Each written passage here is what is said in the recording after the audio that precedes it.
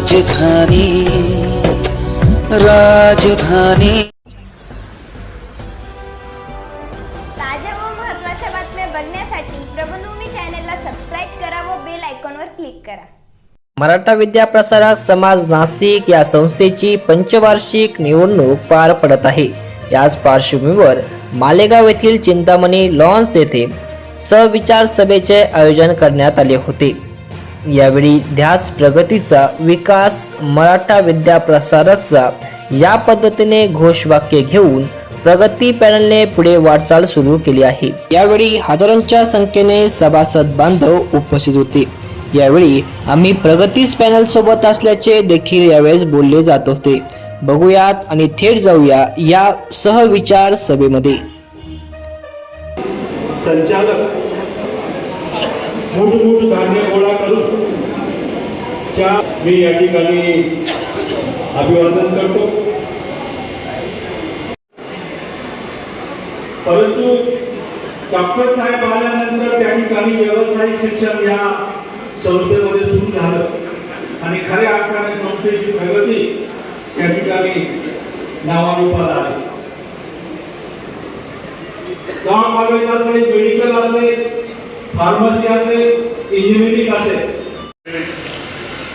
श्रेष्ठ सगळे मंडळी फार वेळ घेणार नाही, पण आमच्या काही गोष्टी मला बोलायच्या आहेत.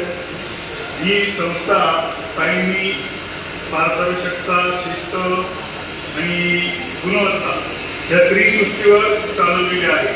पण त्याला त्यांनी आणखी एक काटकसर ही जोड दिली आहे. महिला म्हणून उज्ज्वल काटकसरीचा महिलांना समज असते. त्यामुळे 5-5 हजार रुपयाकरता सुद्धा ताई या संस्थेच्या याच्याकरता आणून असतात आणि त्यामुळे आर्थिक संस्था सक्षम झालेली आहे. ही सक्षम संस्था आहे म्हणून आम्ही कर्ज काढू शकतो आणि कर्ज फेडू पण शकतो. विरोधकांना काही मुद्दे नाही, त्यामुळे कर्ज काढलं, तिथं बेशिस्त आहे, तिथं भ्रष्टाचार आहे, एवढंच बोलायचं. आणि भ्रष्टाचार दाखवा तर तुम्ही शिस्त करून दाखवा, बेचून आवाज करायचे. आणि त्यामुळे तुम्ही कशी संस्था चालवणार हे तरी ब्लूप्रिंट समाजापुढे ठेवा. ते न करता उगाच प्रत्येक सभेत वात्रटपणा करायचा, विषयाने प्रचार करून लोकांची मनं भरवायची.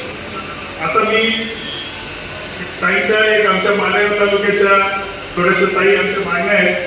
एक दुर्बल बाळ असतं, आई त्याच्याकडे जास्त लक्ष देते, तसं तुम्ही आमच्याकडे लक्ष द्या. आणि आमच्याकडे थोडंसं मालेगाव हे शैक्षणिकदृष्ट्या थोडंसं मागे राहिले. आमचे ग्रामीण भागातले मुली त्यांना नाशिकला येऊन शिक्षण घेणं परवडत नाही, थोडंसं अडचणीचं होतं आर्थिकदृष्ट्या. एवढं करता आम्हाला काही कोर्सेस तुम्ही इथं उपलब्ध करून दिले तर त्याचा फार मोठा फायदा समाजाला, तालुक्याला, आजूबाजूच्या परिसराला, बागला तालुक्याला पण मिळणार.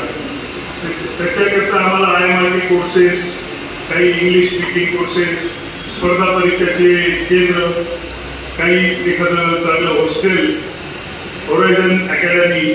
तुम्ही मागण्या बऱ्याच करतोय काय म्हणजे याचं एकदमच चालू आहे.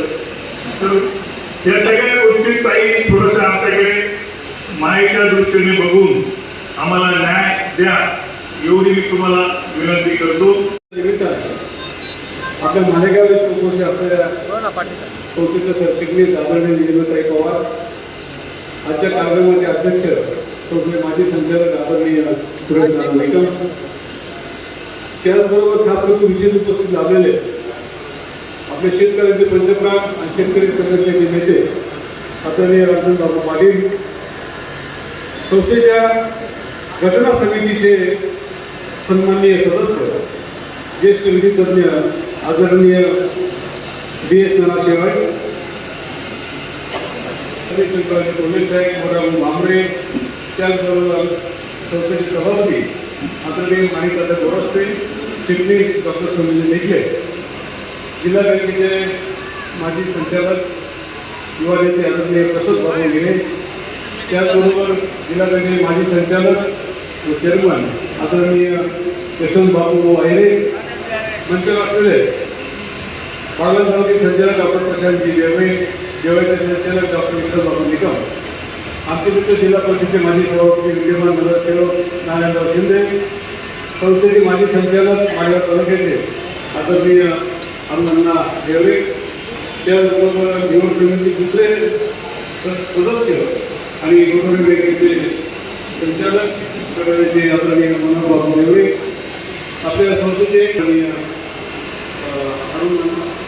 मारुकाका पवार, कळवण तालुक्याचे संचालक अशोकदादा देवरे, चांदवडचे संचालक अशोकदादा पवार, चांदवडचे संचालक माजी आमदार विठ्ठलराव भालेराव, त्याचबरोबर नांदगावचे इंजिनियर आबासाहेब मोळे, इगतपुरीचे संचालक आदरणीय भाऊसाहेबजी खताळे, त्याचबरोबर आमचे मित्र बाळासाहेबजी निकम, ज्यांनी आपल्या आमंत्रित केलेलं आहे आणि नुकतंच ज्यांनी आपलं गार्डन साईडसमोर मांडलं असे आपले मालेगाव तालुक्याचे लाडके संचालक आमचे मित्र डॉक्टर जयवंतरावजी पवार, मंचावर असलेले ज्येष्ठ सभासद प्राध्यापक जयवंतजी निकम, त्याचबरोबर चांदोलीचे दत्तू काका गडाख आणि त्याचबरोबर मवाडीचे श्री कळंकरजी, माझ्यासमोर असलेले सर्व सन्मानित ज्येष्ठ सभासद, बंधू भगिनी आणि वहिनींना आणि माझ्या युवक मित्रांनो,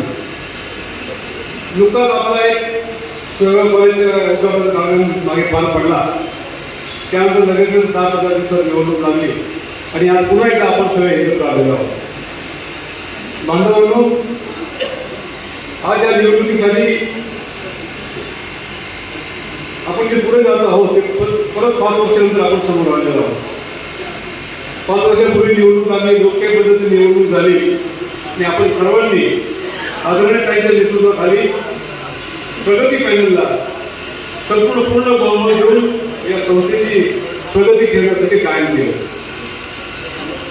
बांधवांना आपल्या आशीर्वादानेच 10 वर्षापूर्वी मी तालुका संचालक झालो आणि तालुक्याची सेवा करता करता आपण मला सगळ्यांच्या माध्यमातून मला संस्थेचे अध्यक्षपद दिलं.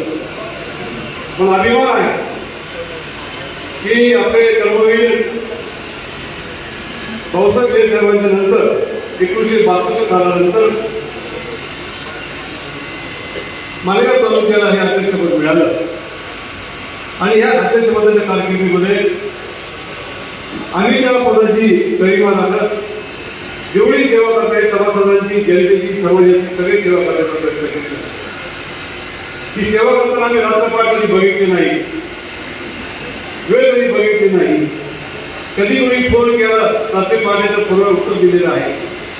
पेशंट असेल, कोणी आपल्या हॉस्पिटलात पेशंट घ्यायचा असेल, त्याच्या काही समस्या असतील, पेशंट ॲडमिट करण्यापासून त्याच्या समस्या तिथल्या मदत करण्यापर्यंत आम्ही अहोरात्र प्रयत्न केलेला आहे. आणि एवढंच नव्हे तर आपल्या या संस्थेच्या रोजच्या घडामोडीमध्ये सर्व संचालक मंडळ आणि सर्व पदाधिकाऱ्यांसोबत काम करून आज या ठिकाणी मालेगाव तालुक्याची प्रतिष्ठा कशी वाढेल हाही प्रयत्न आम्ही या ठिकाणी केली. बांधवांनो, मला समर्थ साथ मिळाली या कार्यक्रमामध्ये आमचे मित्र डॉक्टर जयंत पवारांची. तालुका संचालक म्हणून त्यांनी काम केलं, पण मूर्ती अध्यक्ष म्हणून काम करताना सुद्धा त्यांनी एक भावासारखा एक हात आपला दिला आणि आम्ही दोघांनी मिळून काम केलं. आणि ही साथ मिळाली, ही साथ संस्थेच्या विकासासाठी प्रगती करण्यासाठी अतिशय मोलाची ठरलेली आहे. आपण बघतो की संस्थेने जवळजवळ 108 वर्ष पूर्ण केलेले आहे. ते 108 वर्ष पूर्ण केल्यानंतर संस्था आज प्रगतीने पुढे चाललेली आहे. आपल्या समोर सर्व कर्मवीरांचा आदर्श आपल्या समोर आहे. त्या कर्मवीरांनी आपलं आयुष्य या संस्थेसाठी व्यतीत केलं आणि आज आपण या ठिकाणी सक्षमपणे उभं आहोत. इथं बसलेल्या प्रत्येक सभासदाला अभिमान वाटेल असं या संस्थेचं काम पुढे चाललेलं आहे. मी पण एक सभासद आहे. मी पण सभासद असताना मला जेव्हा संस्थेकडे असं वाटायचं की आपण संस्थेकडे जाऊन काम करावं, कारण संस्थेची प्रगती होत होती आणि या प्रगतीमध्ये कुठेतरी आपला एक तांब्यावर वाटा, पाण्याचा वाटा आपला त्या ठिकाणी असावा, हरीचा वाटा त्या ठिकाणी असावा, अशी काय मला इच्छा होत होती. मी जवळजवळ 15 वर्ष प्रयत्न केला त्या संस्थेमध्ये आपण कुठेतरी जाऊन काम करावं, पण तुम्हाला 15 वर्षाची संधी मिळाली नाही. पहिल्या वर्षी जेव्हा संधी मिळायची वेळ होती त्यावेळी मी जिल्हा परिषद सदस्य झालो. अर्धांनी मला जिल्हा परिषद मध्ये पाठवलं आणि त्याच वेळेला जर मला म्हणे की तो जिल्हा परिषद सदस्य झाला तर कशाला पाहिजे माझ्याकडे थांबून जातो. त्यावेळी थांबलो. त्यानंतर मग अजून 10 वर्ष गेले आणि तरी मी माझं प्रगती त्यांना त्यांनी सोडलं नाही. प्रगती झाल्याबरोबर मी माझी निष्ठा कायम ठेवली आणि त्यानंतर मला त्यांनी संचालक पदाची उमेदवारी दिली आणि त्यानंतर त्यांनी मला अध्यक्ष म्हणून या ठिकाणी काम करण्याची संधी दिली. त्याबद्दल मी ताईंचा सर्व सभासदांचा सर्व कार्यकारिणीचा मनापासून आभार मानतो. ताईंनी जवळजवळ 12 वर्ष संस्थेत काम करत आहे. पूर्वी ऋषीमुनी तपश्चर्या करायचे. 12 वर्ष तपली चाका प्राप्त व्हायची, आशीर्वाद मिळायचा. ताईंचे 12 वर्ष याच्यातील संस्थेला एका वेगळ्या उंचीवर घेऊन ठेवलं. तर त्यानंतर ताईंनी आज 12 वर्ष काम करून हे तपस्वीचं काम मोठ्या पद्धतीने पार पडलं. 12 वर्ष तप केल्यामुळे आम्ही ताईंना सगळेजण तपस्वी म्हणतो.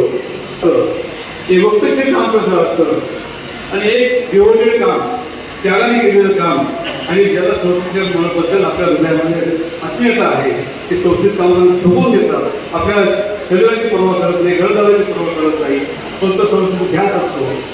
हे काम ताईने करून दाखवलं. त्यामुळे ताईने आज प्रतिमा अख्ख्या महाराष्ट्रामध्ये उंचावलेली आहे. ताईला खूप संधी होत्या. आमदार व्हायची संधी होती, लोकसभेमध्ये खासदार व्हायची संधी होती, पण ताई म्हटलं नाही.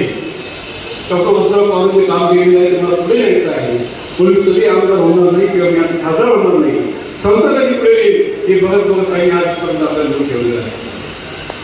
बांधवून आम्ही म्हणायला सांगितलं, ज्या वेळेला 12 वर्षामध्ये त्यांनी सत्ता हातात घेतली त्यावेळेला संस्थेचं बजेट होतं 350 कोटीचं आणि आज 12 वर्षानंतर जेव्हा ताई आज सत्तेमध्ये आहेत त्या काळामध्ये संस्थेचं बजेट झालेलं 850 कोटी. हे जे बजेट एवढं मोठं कसं वाढलं? नवीन नवीन 137 शाळा नवीन चालू झाल्या, शेकडो एकर जमीन घेतली गेली, नवीन नवीन होणाऱ्या स्कूल स्थापन झाले. हे सगळं करण्यामागे फार मोठी इच्छाशक्ती होती. ताईच्या स्वप्नातली एक गोष्ट होती होरायझन, की डॉक्टर वसंतराव साहेबांनी होरायझन चालू केलं आणि त्या होरायझनची एक ब्रँड आपण तयार केली.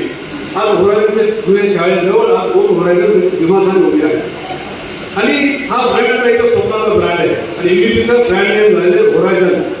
आणि होरायझनला ॲडमिशन मिळत नाही, ॲडमिशन फुल होतात. तर त्याहीमध्ये सभासद पाल्ले असेल तर त्याला प्राधान्य ॲडमिशन मिळते, त्यानंतर बाकी गरज मिळते. तासगावला म्हणजे फेड रोड फेड हायवेला बांधलं जात आहे. ती अशी इमारत तयार होते आहे की अशी कृषी महाविद्यालयाची इमारत आपल्याला महाराष्ट्रापुढे बघून सापडणार नाही. एक भव्यदिव्य एक इमारत आज त्या ठिकाणी तयार होत आहे. एवढ्या 4-5 महिन्यात तयार होईल आणि भविष्यामध्ये आपल्या सगळ्यांच्या आशीर्वादाने आम्हाला सगळ्यांना त्या ठिकाणी आपल्या सोबत त्या ठिकाणी उद्घाटनाची संधी मिळेल अशी या ठिकाणी अभ्यास व्यक्त करतो. अशा सगळ्या सुंदर इमारती बनवताना आपल्या मालेगावला सुद्धा त्यांनी जाहीर केलेलं आहे. आदर्श इंग्लिश मिडियम स्कूलच्या ठिकाणी आपल्याला होरायझन अकॅडमी चालू करायची. काही मागे आपल्याला सांगितलंच आहे की कॉलेज औरंगाबादला आपल्याला बांधायचं आहे, अनेक बाकी कोर्सेस चालू करायचे आहेत. काहीच एकही म्हणणं आहे की मला 25-30 एकर जागा द्या, ती जागा जर मिळाली तर त्या ठिकाणी मी आयुर्वेद कॉलेज किंवा पशुवैद्यकीय महाविद्यालय त्या ठिकाणी तुम्हाला चालू करून देईल. आमचा तो प्रयत्न चालू आहे आणि भविष्य काळामध्ये अनेक विकास योजना आपल्याकडे न्यायचे आहेत. हे सगळं करता व्यासपीठावर आलेले आपले मी एक संस्थेचे माझे विद्यार्थी म्हणून संस्थेत शिक्षण घेतलं. आज तिथं आपल्यासमोर राहून उभा आहे. एक माझे विद्यार्थी जेव्हा संस्थेचा अध्यक्ष म्हणून काम बुजवतो, सध्या म्हणून काम बुजवतो, अशा वेळेला त्या माझे विद्यार्थ्यांच्या मनामध्ये संस्थेबद्दल वेगळी भावना असते आणि ही भावना याही भविष्यामध्ये जागरूक राहील. भविष्य काळामध्ये अजून आपलं चांगलं काम करायचं आहे. तालुक्यामध्ये संस्थेच्या माध्यमातून अनेक विकास आणायचे आहे. आपल्या मालेगाव शहरामध्ये गांधी विद्यापीठासारखी अनेक शिक्षण संस्था आहे. त्याचबरोबर आपल्या प्रसाद बाबूंची कर्वे भाऊसाहेब शिक्षण संस्था सुद्धा एक मोठी संस्था आहे. हे पण आपल्या परीने मोठ्या प्रमाणामध्ये ज्ञान देण्याचं काम करत आहे. त्या संस्थांबद्दल सुद्धा माझ्या मनात खूप मोठा आदर आहे, गौरव आहे. आज या ठिकाणी मी आपला एकच विनंती करतो की संस्थेबद्दलचं काम आपण लक्षात घ्या. त्या कामामध्ये ज्यांनी ज्यांनी योगदान दिलं आहे त्यांना सुद्धा आपण शाबासकी द्या. आणि या निवडणुकीमध्ये 28 तारखेला जेव्हा निवडणूक होईल त्यावेळेला आपण लक्षात घ्या की ज्या ठिकाणी चांगले काम असतात अशा ठिकाणी थोड्या काळाचा प्रयत्न केला जातो, अफवा पसरवले जातात, वेगवेगळ्या जनतेच्या मनामध्ये वेगवेगळ्या व्हॉट्सअपवरती काही मेसेज टाकून काही पसरवलं जातं. आता जे उदाहरण असं कालच मी व्हॉट्सअप बघितलं की म्हणे निलंबताई सतत आम्ही 300 एकर जमीन घेतली, तिथं तर 15 ते 25 एकर जमीन दिसते घेतलेली. म्हणजे यांच्या बुद्धीची सुद्धा कीव येते. जर आपण गेला दिंडोरी तालुक्यामध्ये कृषी महाविद्यालयासाठी आधी 100 एकर जागा घेतली, त्यानंतर तिकडे कासरगावला तिकडे जागा कमी पडत होती, तिथे 100 एकर जागा घेतली. असे बोलता बोलता 5-7 एकराची जागा बदल तर 300 एकर जागा झाली. आणि कुठे कुठे तुम्हाला सांगतात की 15-20 एकर जागा पडतो. त्यामुळे याच्यात आपण विश्वास ठेवू नका. सत्य ते सत्य असतं, सूर्यप्रकाश एक सत्य असतं, त्याच्या मागे आपण राहा आणि विरोधकांचे बोलता आम्हाला बळी न पडता भविष्य काळामध्ये आपण प्रगती करण्यासाठी करा. सगळ्यांना कामाची संधी द्या. याबद्दल मी आपण विनंती करतो. आज या ठिकाणी आपण सर्व जमणार, खूप वेळ आपण वेळ काढलेला आहे, आपल्याला अजून काहीचं मनोगत ऐकायचं आहे, त्यामुळे मी जास्त बोलत नाही. पुन्हा एकदा आपल्या सर्वांबद्दल आपलं बळ व्यक्त करतो. मालेगाव तालुक्यात महत्वाच्या निवडणुकीत शेवटचा टप्पा आता सुरू झालेला आहे. खरं तर ही शैक्षणिक संस्थेची निवडणूक, परंतु एखादे राजकीय संस्थेची निवडणूक असल्यागत या निवडणुकीला जे स्वरूप आलं आहे ते अतिशय चुकीचं आहे, ते प्रामुख्याने सांगू इच्छितो. या संस्थेच्या विकासात धर्मवीर भाऊसाहेब थोरात, धर्मवीर भाऊसाहेब विवे, अण्णासाहेब मुरकुटे, काकासाहेब वाघ, बाबूरावजी ठाकरे आणि डॉक्टर वसंतराव पवार यांचा अतिशय मोलाचा हा हिस्सा राहिलेला आहे. तितकाच जबाबदारीनं गेली 10 वर्षापासून निलिमाताईंनी या संस्थेचा कारभार योग्य रीतीने पार पाडला आहे. मगाशी कुठेतरी भाषणात म्हटलं की सत्ता निलिमाताईंच्या ताब्यात आली. मला वाटतं हा मुळात वाक्प्रचार चुकीचा आहे. संस्थेचा कारभार समाजानं वसंत पवार साहेबांनंतर स्वतःहून निलिमाताईंच्या ताब्यात दिलेला आहे आणि त्यांनी तो अतिशय समर्थपणे, विस्पृहपणे, प्रामाणिकपणे हा पार पाडलेला आहे. याच्याविषयी कुठल्याही समाजाच्या मनात शंका नाही. कुठल्याही भ्रष्टाचाराच्या आरोपाला सभासद बळी पडणार नाही हा माझा विश्वास आहे, माझी खात्री आहे. निलिमाताईंचं कार्य आणि खास करून कोविडच्या काळातलं कार्य हे वाखाणण्यासारखं आहे. स्वतःची तब्येत मोठी जोखीम उचलून 24 तास त्यांनी कोविड सेंटर आणि त्याच्याशी संबंधित कोविड हॉस्पिटल हे संस्थेच्या मार्फत सभासद आणि समाजासाठी उपलब्ध करून दिलं. आभार दौऱ्यामध्ये म्हटले होते तुम्हाला की मी तुमच्या प्रत्येकाच्या घरी येणार चहा प्यायला, पण 5 वर्ष झाले तरी पण मला ती सवड झाली नाही. मला असं वाटतं की इथे काम करणाऱ्या प्रत्येक सरचिटणीसला हा वेळ होत नसावा आणि त्याबद्दल तुम्ही मला सांभाळून घेतलं, मला माफ केलं, त्याबद्दल मी म्हणते मनापासून आभार मागेन. इलेक्शन होतात, इलेक्शन जातात, कामकाज चालू असतं. माझी तुम्हाला सगळ्यांना मनापासून विनंती आहे की तुम्ही 100% हजेरी लावली पाहिजे. त्या मुद्द्यासाठी द्यायचं आहे तुम्ही, त्याशिवाय तुम्हाला कळणार नाही की संस्थेची प्रगती कुठल्या बाजूने चाललेली आहे. तुमच्या माझ्या पिढ्या घडवण्याचं हे सेंटर आहे. अहवाल आपला घरी येत असतो पण आपण तो वाचत नाही, आपण चालतो ठेवून देतो. मी माझं स्वतःचं पॉवर पॉईंट प्रेझेंटेशन 1.5 तास करते टीका करतात की तुम्ही या मुद्दाम काही वाज करताय, पण आज 4,500 सभासद नवीन झालेले आहेत. त्यांना माहिती व्हावी संस्था कुठल्या दिशेने चालली आहे, काय काय नवीन कोर्सेस आणलेले आहे, किती आर्थिकदृष्ट्या सक्षम झालेली आहे, गुणवत्तेच्या बाजूने काय काम केलेलं आहे, शिस्तीच्या बाजूने काय काम केलेलं आहे, हे सगळं कळावं. पारदर्शकतेच्या बाजूने काय काम केलेलं आहे हा आमचा प्रयत्न असतो. आज जवळजवळ 250 आपल्या बसेस झालेल्या आहेत. भविष्यामध्ये सभासदांना बसेस पाठवूनच घेऊन यावं लागणार आहे. 10,000 लोकांचा पेंडॉल टाकायचा असा आमचा मानस आहे की 24च्या जनरल मीटिंग पासून 100% उपस्थिती कशी राहील याच्यावर आम्ही फोकस करणार आहोत.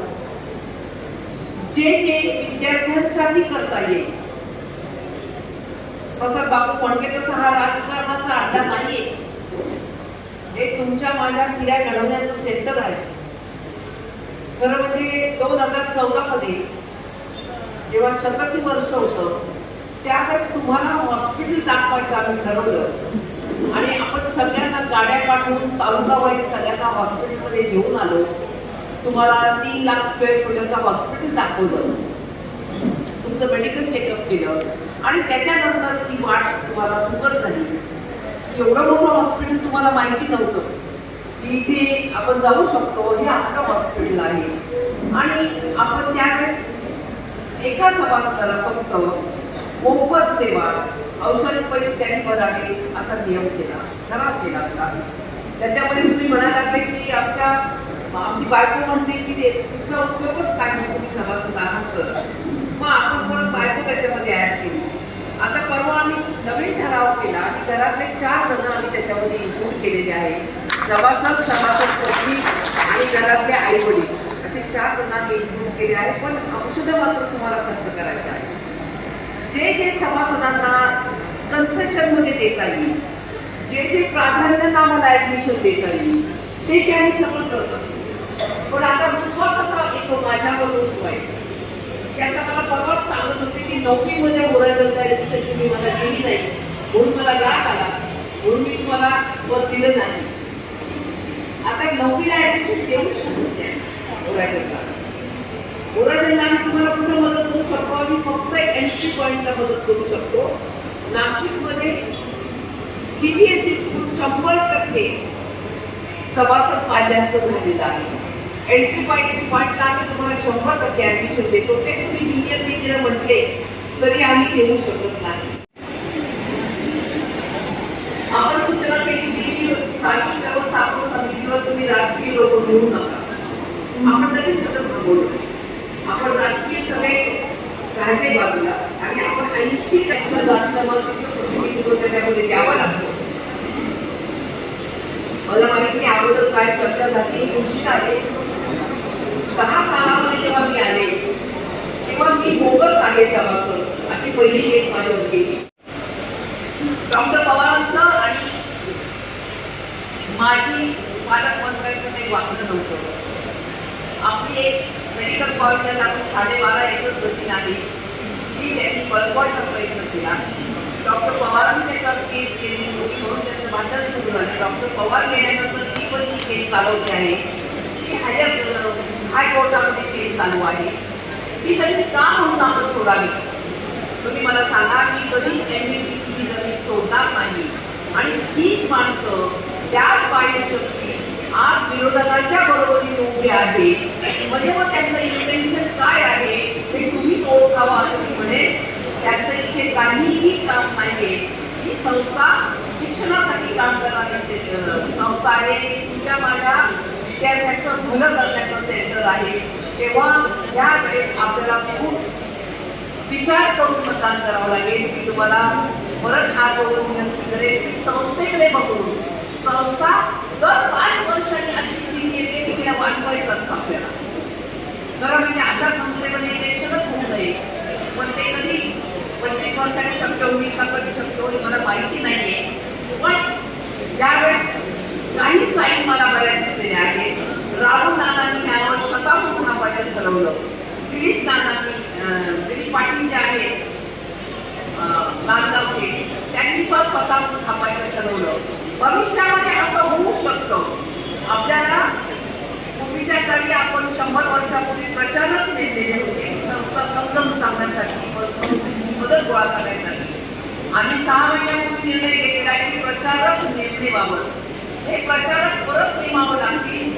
सातत्यानं मानसिकतेत बदल करण्यासाठी प्रयत्न करावा लागेल आणि भविष्यात 5-25 वर्षांनी बिनविरोध इलेक्शन झाले तर मला असं वाटेल की तो सुवर्ण दिन असेल. माझी तुम्हाला हात जोडून विनंती आहे की तुम्ही एका हाती परत आम्हाला सत्ता द्या. आम्ही या संस्थेमध्ये मॅक्सिमम जो काही कायापालट करता येईल तो करू. विद्यार्थ्यांच्या भल्यासाठी जे जे करता येईल ते करू. मालेगावला टेक्स्टाईल युनिट पहिला आणायचं आहे, भव्य सीबीएसई स्कूल करायचं आहे. मी तुम्हाला आश्वासन देते आणि तुम्हाला सगळ्यांना विनंती करून तुम्हाला नमस्कार करून आपले धन्यवाद. पेशंट घेऊन बसून राहिला आणि जी वाट पाहिली काहीतरी विचारायची त्याकरता मी मार्फत तुमचे आभार मानतो. ताज्या व महत्त्वाच्या बातम्या बघण्यासाठी प्ले स्टोअरवर जा, प्रबलभूमी ॲप डाउनलोड करा व या धावपळीच्या जीवनात अपडेट राहा.